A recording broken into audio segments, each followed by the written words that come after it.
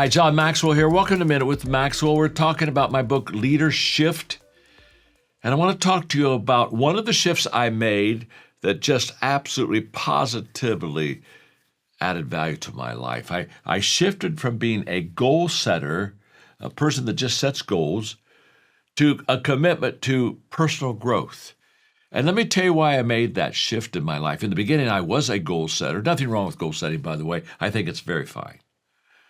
In fact, my first leadership training was in goal setting. So I really learned to set goals, and I found that there was a challenge with that. And that fact is I would set a goal, I would arrive, and I'd say, well, now what do I do next?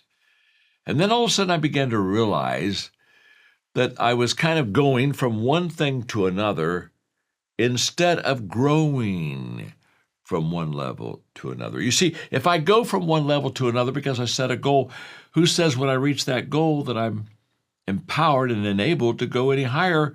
Because if I just made a number my goal, perhaps I'm not growing beyond that number.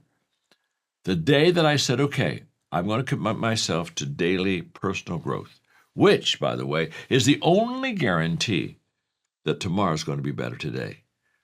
Here's what happens. If you have a growth mindset instead of a goal mindset, you'll reach all of your goals. But it'll be good, but no big deal, because you just keep on growing. If you grow, you never hit a plateau.